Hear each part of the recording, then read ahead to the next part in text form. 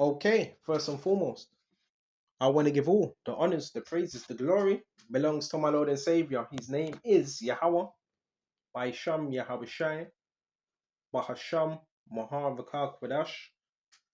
Honors to the apostles that have in the Holy Spirit and to the hopeful elect across the globe, and to the few, I mean, a very few brothers and sisters that are listening and also learning in hopes of being saved within these last days, because you know we're living in the last days of the last days.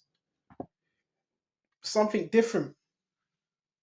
I've been thinking about India. I've been thinking about India. I find the Indian culture very, very interesting, and it's such a large population. I believe there's over what, a billion. India is a very, very, very, very large country. So we're going to get into the biblical history of today, what they call India. Now, biblically, every nation has a biblical nationality. So the term India came about, they never called themselves that. They were called that by who? British. India, the word India means savage. So that's not really their name. All right. Same with Pakistan. What's the difference between the Pakistanis and the Indians? A lot of people say, oh, that's an insult. The Pakistanis and the Indians, there's been a division, right, amongst them two. They're the same people. In the Bible, they're known as Elam. And there is a few so-called Indians that have the knowledge of this, because when you go to some of their stores are called Elam. So we're going to go to this, and I hope this is going to be edifying. We're going to start on Deuteronomy, right? 4 and 27, right? And we're going to make a differentiation because you have heathens, you got some that are not a part of the fold, but then you have our people. When I say our people, Israelites that are scattered amongst what you would call the Indians. Okay, we're going to go to Deuteronomy 4. I'm going to jump straight to verse 27. And it says, and this is when we were going into the land of Canaan. Check this out. I would like to start at 24. For the Lord Yahweh your power is a consuming fire, even a jealous power. When thou shalt beget children and children's children, you shall have remained long in the land and shall corrupt yourselves. Moses was prophesying of, you're going to be in the land of Canaan, right, which is Israel. But once you get in there, eventually you're going to end up corrupting yourselves. And make a graven image, which is an idol, or the likeness of anything, and shall do evil in the sight of the Lord Yahweh thy power to provoke him to anger. I call heaven and earth to witness against you this day, and you shall soon utterly perish from off the land whereunto you go over the Jordan to possess it. You shall not prolong your days upon it, but it shall be utterly destroyed. Moses was prophesying what they were going to do. And the Lord Yahweh shall scatter you among all nations. Pay attention. All nations. So what does this mean? It means you're going to have a lot of our people in India, and you shall be left few in number among the heathen, whither the Lord shall lead you. There you shall serve gods and the work of men's hands, wood and stone, which neither see, nor hear, nor eat, nor smell. This was prophecy of Moses telling what would happen. You're gonna go into the land of Canaan as soon as you got out of Egypt. You're gonna get comfortable and you're gonna worship idols, and because of that, the Lord's gonna scatter you as a punishment, and the land of Canaan was gonna be destroyed, and you're gonna have strangers that come into it, and you were gonna serve the work of men's hands. Now in India, no disrespect at all. What do you have in India? Idols, right? Some call them principalities. You have I know a little bit about the history. I always try to have a bit of knowledge about history. I know within India, right, they worship animals, right? Cow, um, what's the other? Elephant. These are like sacred animals for them. Okay. So we're gonna get to it now, because the main premise of this lesson is You have our people in India that need to hear this word. It's very important, very. So we went to that, the scattering, and we're going to go to Isaiah 11 and 11. Okay?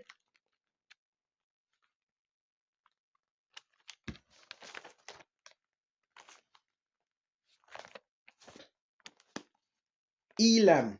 That's their real biblical nationality. Elam. Okay?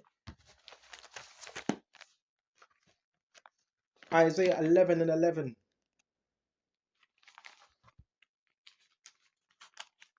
So this is Isaiah 11 and 11. Check this out. And it says, we can start at verse 10. And in that day there shall be a root of Jesse. The root of Jesse. Who's Jesse? King David's father. Which shall stand for an ensign of the people. What's the ensign? The ensign is a banner.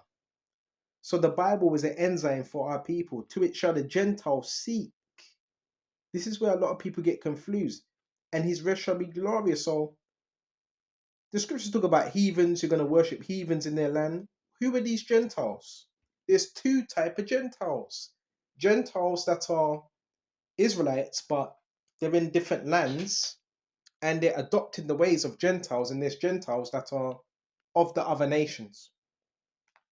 And it shall come to pass in that day that the Lord Jehovah shall set his hand again the second time to recover the remnant of his people. So there's a remnant which shall be left from Assyria. Right? Let me quickly type in. And yes, we also got our people scattered everywhere. Assyria. Right? Because remember, it's in Second Kings, I think, 4th chapter. It told you how there was people moved out, right, of that land of Assyria and placed into Samaria. So when we type in quickly,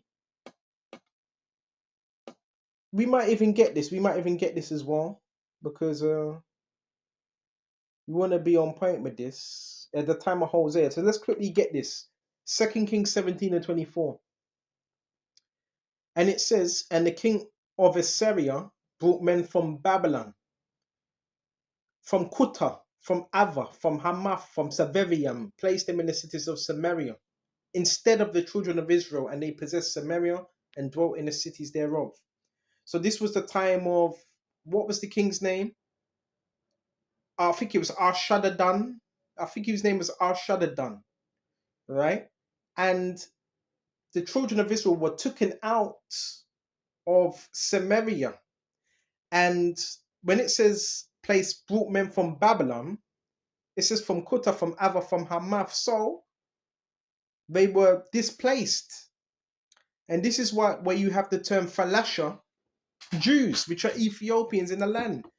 These were the Ethiopians, but I don't want to veer off topic. Quickly type in this word Assyria. Okay, and get the definition. Let's see if we can get the location. That word for Assyria, Asher equals a step, the second son of Sham. They say Shem, as ancestor of the Assyrians. All right. The Assyrians, the region is empire.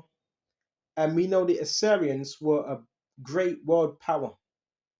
Right? The Assyrians, they were running Babylon. At one point of time, they had it tells you in the scriptures. Right? They had Babylon. You had Nimrod, right? Nimrod was an Assyrian. Okay, he was known as a mighty hunter. So let's get back to the point. From Assyria, from Egypt, from Paphros, from Cush, from Elam. Key point. Elam. So this is our people. This is there's going to be a remnant amongst all these people from Sinai, from Hamath, and from the islands of the sea. And he shall set up an ensign for the nations. What's the ensign? It's a banner. The words, the Bible. I shall assemble the outcasts of Israel. Key thing. Elam, outcast. Within the Indian system, there's a hierarchy, right? I don't know all the names. What's the head one? Is Brahmin? Is it Brahmin? Right? and you change them letters around Abraham, because the Indians, they are descendants of Sham, right? They're descendants of Sham, right? Which descend from Abraham. And a lot of these religions are Abrahamic anyway. Okay? So let me slow down, getting excited. It says the outcast of Israel.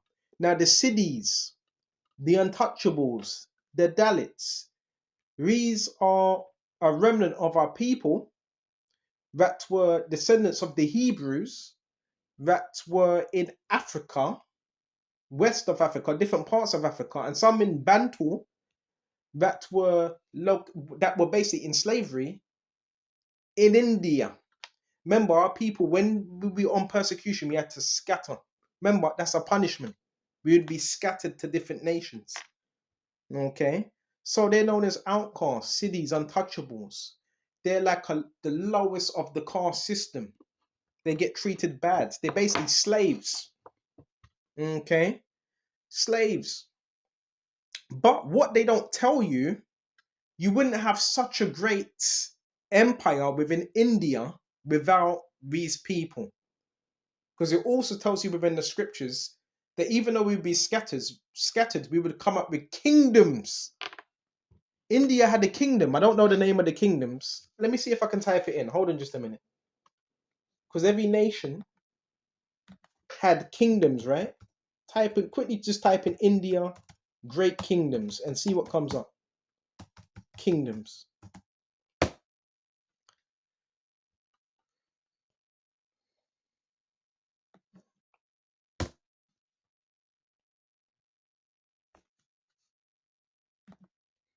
And look up when you look up Elam is southwest modern Iran. Modern southwest of Iran. And the Iranians were known as Persians. You ask any Iranian, right? They in the Bible they were known as Persians. Well, really they're Elam. So the Iranians are they're Persians. Some might say India. Same thing. It's just that it's been given different terms, Baba Kashar. Let's quickly just want to get this up.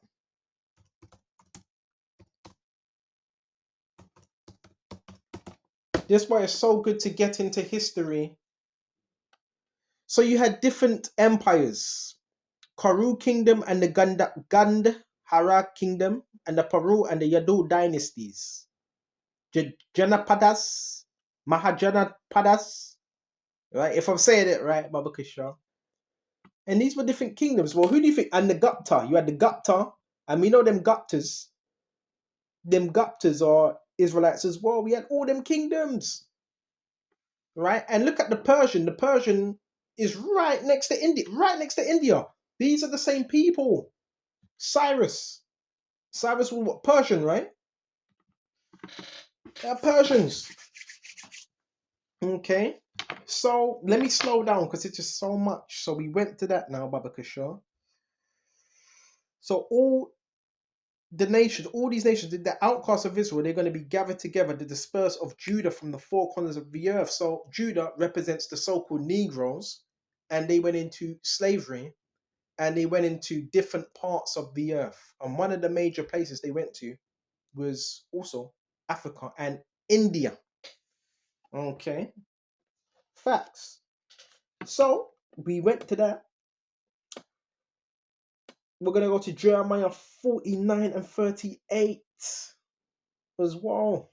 And this is heavy. This is some heavy stuff. Jeremiah 49 and 38. I love these type of videos. We need to get back on these history videos now. Okay.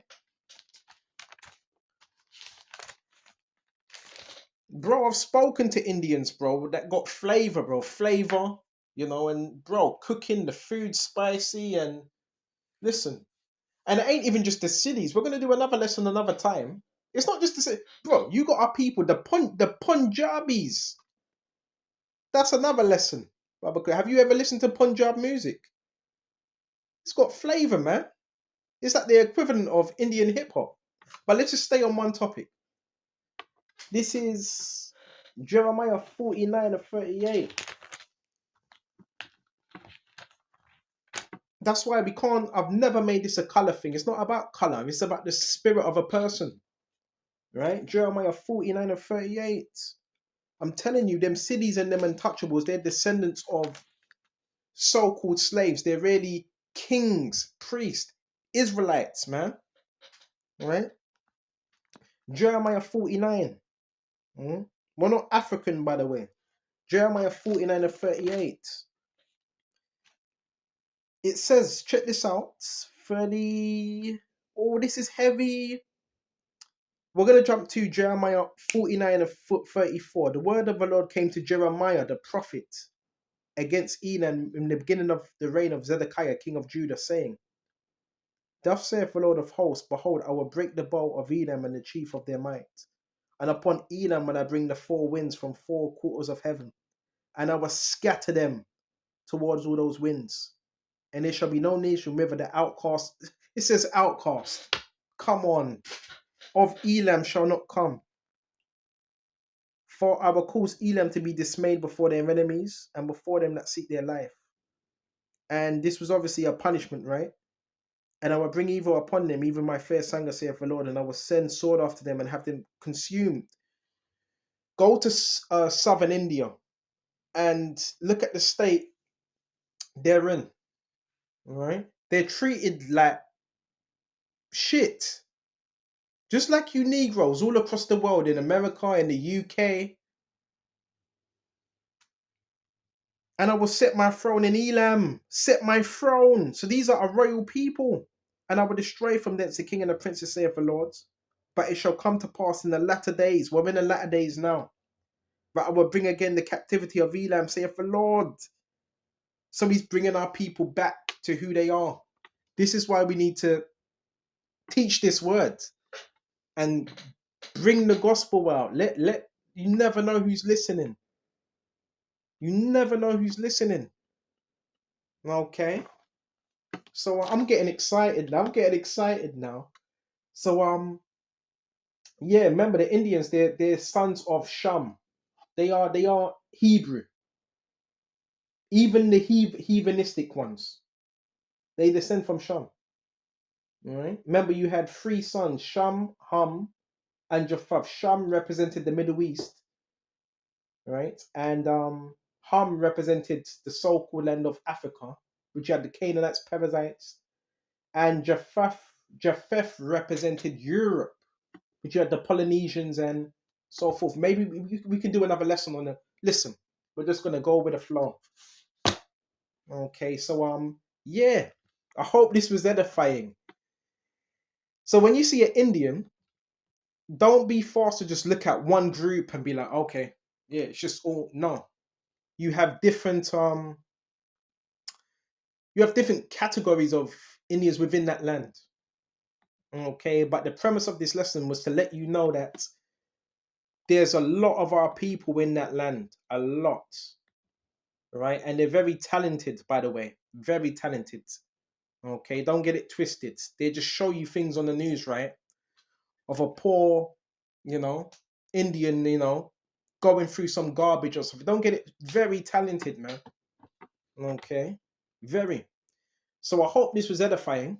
And until the next time, shalom to the hopeful elect. Shalom.